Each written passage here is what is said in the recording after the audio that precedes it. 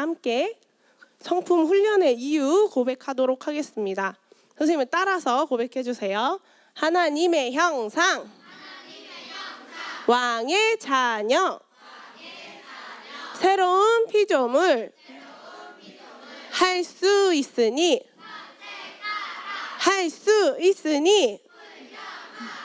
아멘. 자, 함께 선생님과 함께 고백하도록 할게요. 나는 하나님의 형상이에요. 나는 왕의 자녀예요. 나는 새로운 피조물이에요. 나는 하나님의 생명과 본성과 능력을 가지고 있어요. 나는 언제나 과단성을 선택해요. 아멘. 마지막 줄 다시 한번 읽어볼게요. 나는 언제나 과단성을 선택해요. 네, 오늘의 말씀은 과단성 두 번째 시간입니다. 자, 과단성 반대말은 어떤 걸까요? 함께 고백할게요. 반대말 우유부단 두 마음. 네. 자, 말씀에 들어가기에 앞서서 저번 주에 과단성 첫 번째 시간 함께 했던 거 복습하고 들어가도록 하겠습니다. 자, 과단성이란 정확한 사실, 지혜로운 조언, 명확한 목표에 근거하여 옳은 일을 하기로 선택하는 것이다. 감사합니다. 네, 정확한 사실, 또 지혜로운 조언은 우리의 권위자들, 목사님, 사모님, 또 전도사님, 또 새 선생님들의 지혜로운 조언 말하는 거고요. 거기에 명확한 목표에 근거하여서 옳은 일을 하기로 선택하는 것이 과단성입니다. 네, 과단성의 정의 함께 고백하겠습니다. 중심 요소를 파악하여 어려운 결정을 과감하게 내리는 능력. 네, 저기서 주황 색깔 글씨를 강조해서 한번 읽어보도록 할게요. 중심 요소를 파악하여 어려운 결정을 과감하게 내리는 능력. 네, 이것이 과단성의 정의입니다. 네, 저번 주에 봤던 과단성의 동물 누구였나요? 네, 오소리였죠. 오소리는 엄청 조그매요. 한 60에서 75cm밖에 안 되는 동물이지만 땅 파기를 엄청 잘하는 땅 파기 선수라고 합니다. 그래서 오소리는 사람이 삽을 가지고 땅을 파는 것보다 훨씬 이 발톱으로, 날카로운 발톱으로 땅을 엄청 잘 팔 수 있다고 합니다. 그래서 5cm 정도나 되는 두께, 아스팔트 알죠 여러분? 그 길바닥에 있는 딱딱한 돌, 그것까지 시멘트도 팔 수 있다고 합니다. 그래서 오소리는 이제 천적을 만났을 때 재빨리 결정을 한다고 하는데요.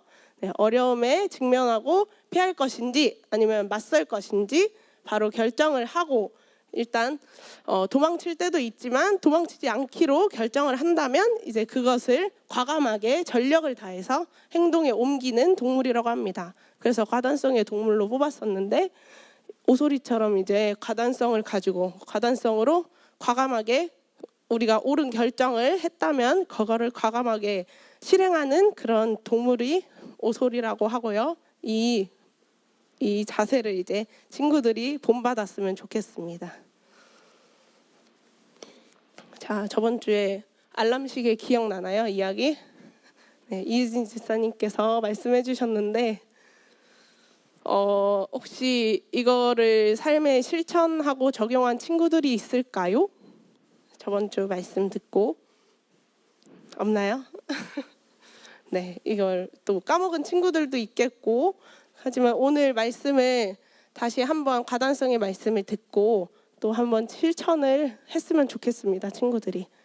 자, 그래서 이 알람 시계는 저번 주에 못 들은 친구들도 있을 테니까 이제 알람 시계를 내가 8시에 일어나야 해. 그래서 한 7시 50분쯤에 맞춰놨어. 7시 50분에 맞춰놓고 잤어. 그리고 이제 알람이 띠리링 울리지. 그래서 그 알람을 들었는데 너무 졸리다. 5분만 더 자자 해가지고 이제 그 알람을 요즘에는 또 5분 후에 울리기가 있어요. 그걸 이렇게 딱 쓱 드래그 해놓고 다시 자.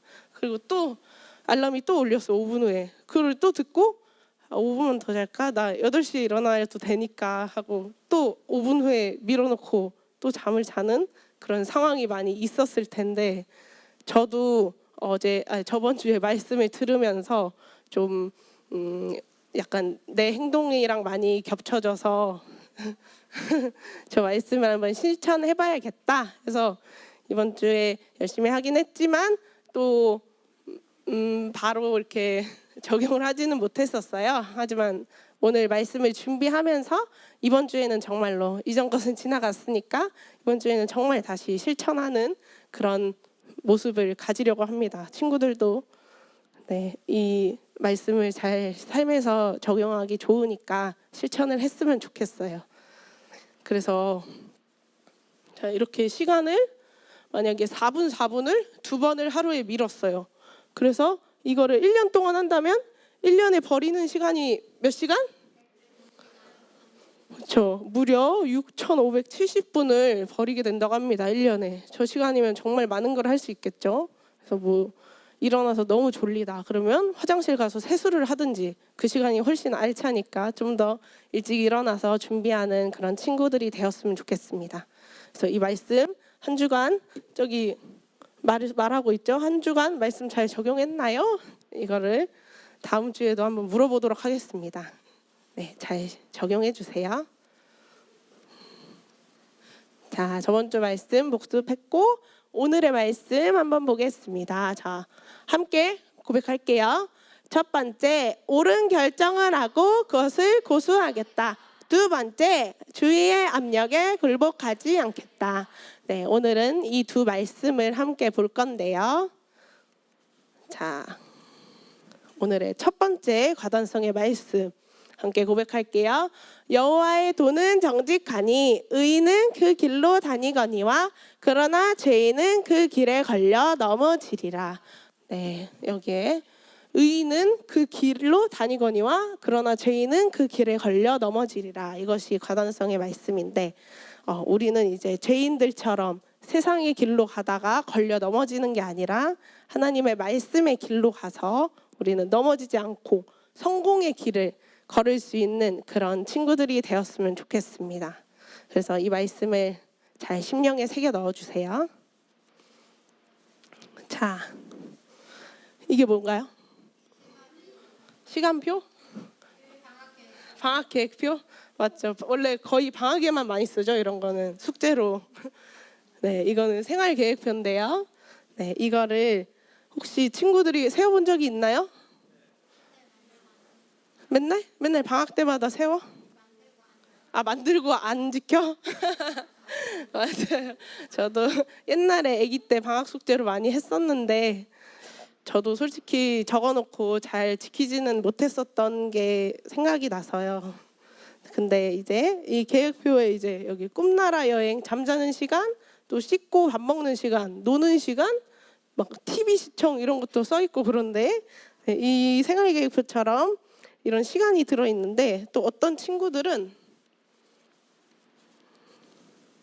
네, 여기에 잘 안 보이긴 하는데 저기에 운동, 자유시간, 학교 프로그램, 또 교회가 크게 적혀 있습니다. 저렇게 교회의 시간을 적거나 아니면 말씀을 공부하는 시간 아니면 고백 기도하는 시간 이런 것들을 적어놓는 친구들도 있기도 한데요. 오늘 과단성의 인물 첫 번째 과단성의 인물 다니엘은 오늘 생활 계획표에 하루에 이제 3번 기도하는 시간을 자신의 생활 계획표에 넣었다고 합니다. 그래서 다니엘의 이야기를 함께 보겠습니다. 네, 자 함께 이야기 해드릴게요. 자, 유다 나라가 바벨론이라는 크고 강한 나라의 다스림을 받을 때였어요. 바벨론은 유다의 많은 사람들을 포로로 잡아가고 나서 메대 나라 다리오 왕이 바벨론을 정복했어요. 이런 혼란한 때에도 다니엘은 하나님을 잘 섬기며 예루살렘 성을 향해 창문을 열고 하루에 3번씩 기도를 했습니다. 다니엘은 용모가 아름답고 모든 재주에 통달하고 학문과 지식에 능하여서 메대 왕인 다리오에게 큰 사랑을 받고 있었어요. 왕은 다니엘의 총명을 알고 있었고 다니엘에게 중요한 역할을 맡기기도 했습니다.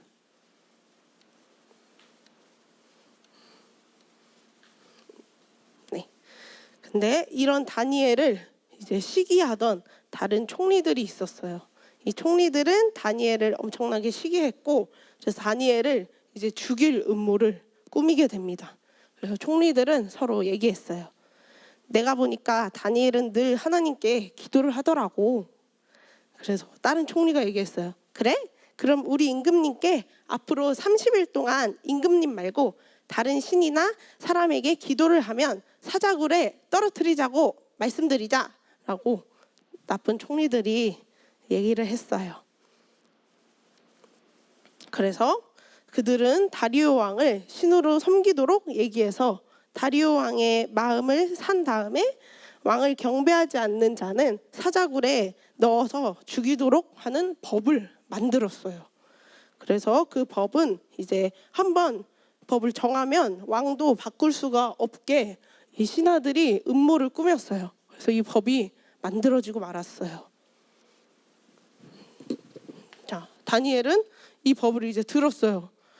자기는 맨날 하루에 3번 하나님께 창문을 열고 기도를 했는데 갑자기 이런 청천벽력 같은 법이 들렸지만 다니엘은 이제 사자굴에 던져지지 않기 위해서 하나님께 기도하는 것을 그만뒀을까요? 그만 안 뒀을까요? 네, 숨어서 기도를 해야 했지만 다니엘은 숨지 않았어요. 다니엘은 시기하던 자들의 음모대로 사자굴에 그래서 이렇게 계속 기도를 해가지고 이 모습을 다른 사람들이 얘기를 해서 다니엘은 결국 사자굴에 던져지게 되었어요. 네, 이렇게 무서운 사자들이 밑에 있죠. 여기에 떨어지고 말았어요. 그래서 사자굴에는 이제 며칠간 아무것도 먹지 못해서 굶주린 사자들이 저렇게 바글바글 가득했습니다. 그래서 다니엘을 그곳에 던져넣게 된 다리오 왕은 밤새 잠도 자지 못하고 음식도 먹지 못하고 슬퍼했어요. 왜냐하면 다니엘의 총명을 알았기 때문에 중요한 일을 많이 시켰는데 마음이 아팠겠죠, 굉장히. 하지만 왕도 바꿀 수 없는 법 때문에 다니엘은 사자굴에 던져지게 되었습니다.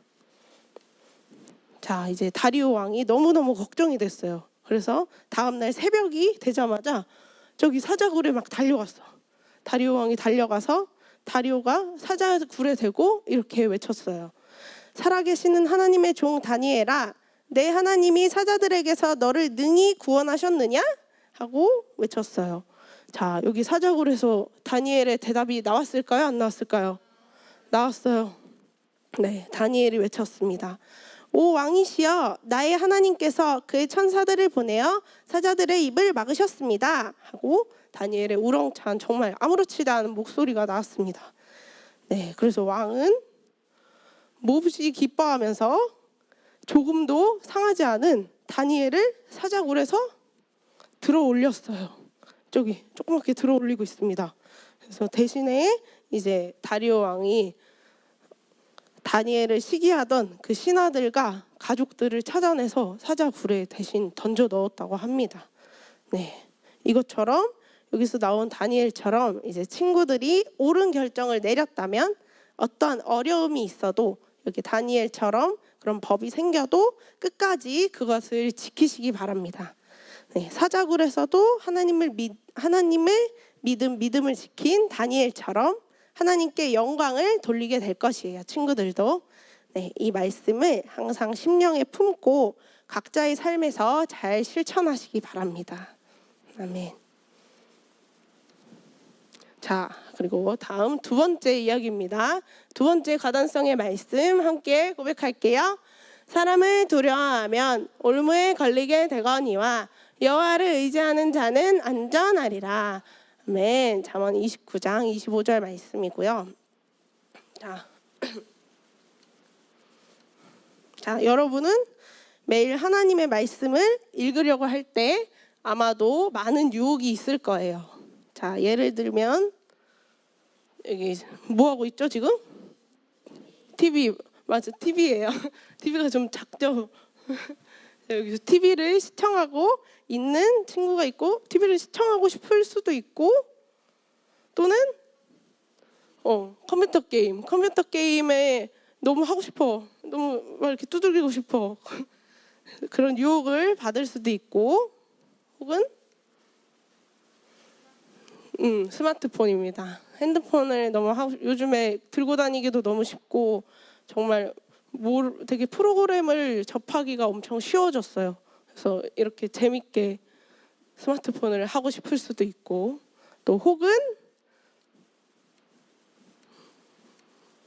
이렇게 친구들, 우리 친구들이 나랑 놀자, 아니면 오늘 하루만 교회 빠지고 나랑 놀자 하고 유혹할 수도 있어요, 친구들을. 그래서 이런 주위에 압력들이 있겠지만 오늘 말씀을 보면 주위로부터 많은 압력을 받은 한 사람이 있습니다. 두 번째 가단성의 인물 누군지 함께 보겠습니다. 자, 이 인물은 이야기해 줄게요. 페르시아라는 나라가 유다 나라를 다스리고 있던 때였어요. 유다 사람이지만 페르시아의 높은 관직에 있던 느헤미야입니다. 느헤미야. 말씀에도 성경에도 느헤미야서가 있죠. 그 느헤미야입니다. 그 느헤미야는 페르시아 왕 아닥사스사의 사랑을 많이 받고 있었어요. 그러던 어느 날 느헤미야의 얼굴에 근심이 가득했어요. 느헤미야를 본 임금님이 물었습니다. 느헤미야야, 무슨 걱정이라도 있니? 얼굴빛이 좋지 않구나. 느헤미야는 임금님의 물음에 하나님께 간절히 기도한 후에 왕에게 대답했어요. 임금님, 아뢰옵기 황송하오나 저의 고향인 예루살렘 성이 무너지고 성문은 불타버린 채로 있다고 합니다. 페르시아 왕이 물었어요. 자, 그러면 너의 마음에 소원하는 것이 무엇인지 한번 나에게 말해보거라. 그러자 느헤미야는 임금님께서 저를 사랑하신다면 제가 예루살렘 성으로 돌아가서 무너진 성을 고치고 다시 쌓을 수 있도록 허락해 주옵소서라고 말했어요.